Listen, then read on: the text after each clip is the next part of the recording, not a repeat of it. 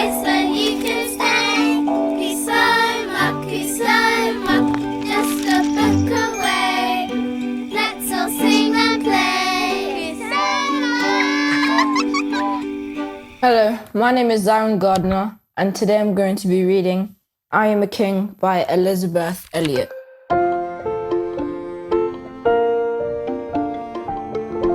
Amari, go get ready for bed now. It's getting late. Okay, Mum, Amari says as he scoops into the bathroom to brush his teeth. I'm ready for bed now, he yells from down the hall. Be right there, baby. And then I realize that I misspoke. He catches me. Mom, I'm not a baby anymore, he says, emphatically. Amari, I want to tell you a story tonight, instead of reading one to you, okay? He doesn't sound disappointed. Okay, what's the story about, he asks. I enter his room. Well, Amari, it's a story, but it's not a storybook. His eyes are open wide. Did you memorize it? Well, sort of, when you hear it.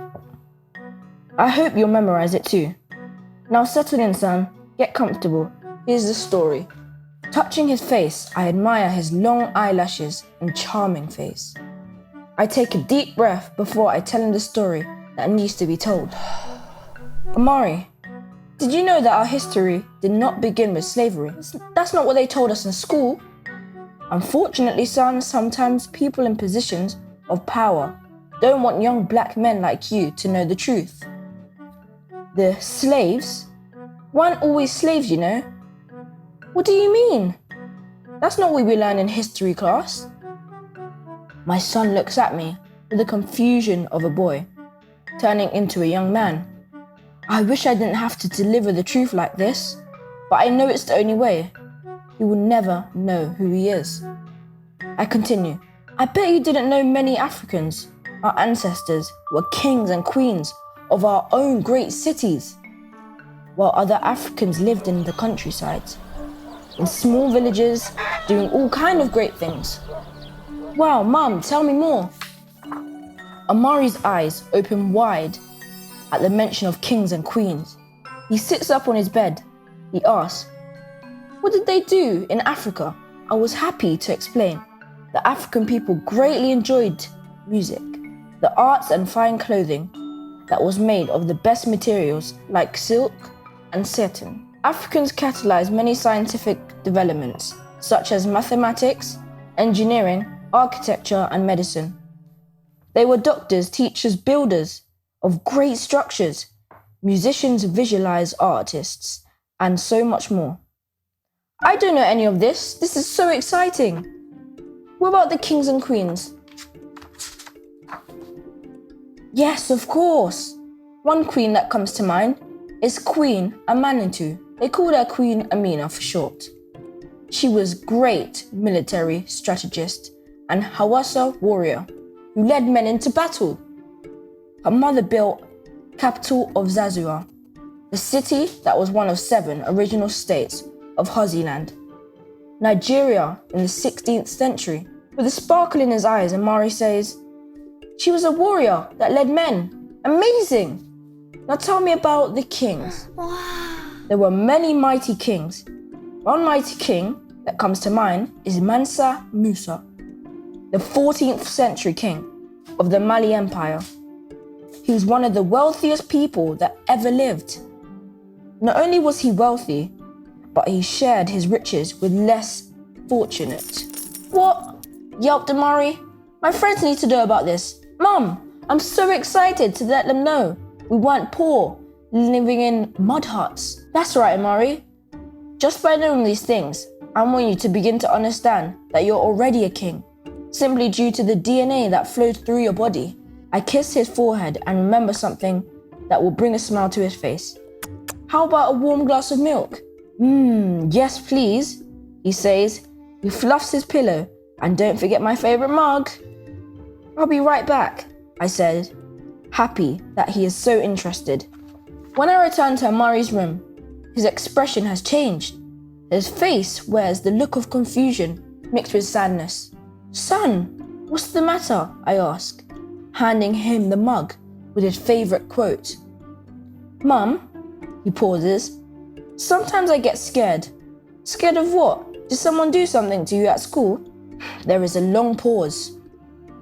I wait until he gets his thoughts together. Finally, he pulls me close and says, Am I a threat? No, son. Why would you say that? You were the kindest child I ever knew. Who taught you the word threat anyway? I heard it on the news. I hear everything that you're telling me about the kings that came before me. But that's not the feeling I get when I walk you down the street. People look at me like I'm about to do something wrong, like I'm about to hurt them or something. Who looks at you like that? Everyone in the neighborhood knows you, loves you. Everyone knows what a good person you are. It's not around here, but places where people don't know me. It makes me feel bad. I take the mug out of his hand and put it on the nightstand. All I can do is hold him tight. I squeeze him hard, hoping he will feel my protective arms around him. Ma, I'm so sorry. You have been made feel like this way. Why on earth would anyone be afraid of an innocent young man who is as sweet as you? I guess they see me. They think I'm like... The void faded. I take his face in my hands. Like what? Amari hesitates, and then his voice drops to a whisper. Every time there's a bad guy on the news, he looks at me. I mean, not exactly, but he's black. Son, you are nothing like those bad guys you see on the news. You are not a threat. Did you know that the first mathematicians and scientists came straight from Africa? You have the blood of these bright minds running through your veins. You are a sweet boy who is surrounded by love, my little king. You have the intelligence of a man like Dr. Percy Julian. Granny always says, education is key. Now I understand what Granny is always talking about. Who's Percy Julian? Amari asked, completely excited by what he just learned. He was a pioneer chemist. And you know why he's so cool? In 1914, Dr. Julian wasn't even allowed to enter high school.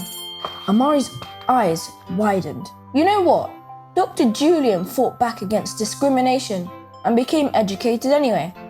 He even went on to get his doctorate degree, which is the highest degree you can get in most fields. Dr. Julian was one of the first African Americans to get his PhD in chemistry. Really? That's so cool. He must have been brilliant. Yes, he was. Just like you are. And don't forget it, you and Dr. Percy Julian were wonderful and magically created by God to do great things. It takes an extra strong mind and heart to get past obstacles. Dr. Julian had challenges just like you feel challenged. Feeling challenged is normal, but you can't let challenges hold you back. I won't. Now that I know all of this, he says with a smile, lighting up his handsome face. Always keep your head up, son. Anytime you feel afraid, and your father and I are not with you, just ask God to guide and protect you. His eyes are hopeful. Is that all I have to do so that nothing terrible happens to me? Well, that's not all, son. We all have to be accountable for ourselves and our behavior. Even me and your dad have to go by society's rules. Sad to say that the rules can sometimes be a little harsher on us, but we have to abide them anyway. Shaking his head, he says, what rules do you and dad have to follow? You're grown-ups. You can get to do whatever you want, right? Wrong. Grown-ups often have more rules to follow than children. We go to work, pay our bills, and treat each other as we want to be treated, which by the way is called the golden rule. Remember, Amari, in order to get your respect, you have to earn respect. What about all the bad things I've been hearing about the police? Aren't the police supposed to protect us and not harm us? Just like anything in life, there are good and bad people everywhere. I don't want you to think police officers are bad. I know we have good police officers in our family, but I still worry about policemen that we don't know. What should I do if one approaches me? how do we know that it's a good officer and not a bad one? I'm afraid that we won't. It all depends on how we react. You just have to remember what Dad and I have always taught you. You must remain calm and keep your composure. No speaking out of turn. Remember to keep your hands where they can see them at all times. Amari, please never make sudden movements. Even if you are frustrated and you know you haven't done anything wrong, don't run. Amari, when you are dealing with an officer who's not so nice, you must remain respectful. If you do that, you'll be stronger than the strongest superhero. Remember that too. Yes, Mum, I will. Do other kids have to talk to you about this stuff with their mothers? This is a lot for a kid to worry about. All I want is to have fun and play with my friends. I know, son, but your goal is to make it home alive. So you must pay close attention to what I'm telling you. Amari, the mere sight of beautiful chocolate brown skin means something different to everyone. For Black people, our skin means that all of the great kings and queens of Africa who were powerful, strong and intelligent people. For others, they prefer to think that our skin means that we're violent, uneducated and a threat to society. I smile at him and look into his eyes. My handsome son, you are none of those things. You are strong, ambitious, intelligent, compassionate and loving. You are capable of becoming whomever you want. Don't let anything or anyone stop you. Thank you, Mum. I feel much better now. Ma, it's getting late. Should go sleep now. Tomorrow is Saturday. And you know what that means? With sudden glee, he says, pancakes! You're absolutely right. I hug my son with a tight, long hug, meant to make him feel comfort in the midst of discomfort. With a final kiss to his forehead, I switch off his nightstand and turn to go. In the darkness, I feel him grab my hand. Please don't leave. Amari, I will never leave you. Your father and I are just one room away. Remember, son, we are resilient people. We have gone through a lot and still managed to do things that always exceed expectations. What does resilient mean? It means being able to withstand or recover quickly from difficult conditions. I guess that means I'm resilient too. When some classmates saw me signing up for the orchestra, one of them actually said, Black people don't like classical music. Isn't it true? You only listen to hip-hop. He hangs his head down and says, everyone started laughing at me. And what did you say to them, kids? I said, that's not true. Did you know that Joseph Boulon, also known as Black Mozart, was the first classical composer of African descent? He led one of the best orchestras in Europe. Even Mozart was jealous of him.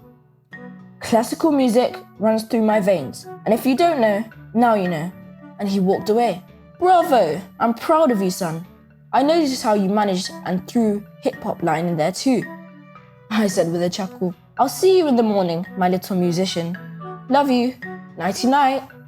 Nighty-night. I peeked my head into his room. Good morning, Amari. Wakey, wakey. Good morning. I slept so well because I got up with your pancakes on my mind. Come and get them while they're hot and ready. Dad is on call today, so he had to go into the hospital earlier than usual. He came in and gave you a kiss while you were fast asleep. Cool. I can't wait to tell him about the things you taught me. As he walks in with me in the kitchen, excitedly says, can we talk more about our history? Sitting at the breakfast table, we both start digging into our pancakes. In between bites, I say, of course, son. What else do you want to know? Granny always talks about Black inventors and their great inventions, like 3 bulb traffic lights. Are there any more? Many more, like the improved ironing board, the refrigerated truck, and the automatic elevator doors. And you should never forget this one. Just a hint, your favorite snack, we both yell. Potato chips. Amari says our ancestors did all of that, even with the challenges they faced. We are powerful. I can't wait to tell my friend Jake about it. He loves potato chips. You know what? I want all the kids to know the truth.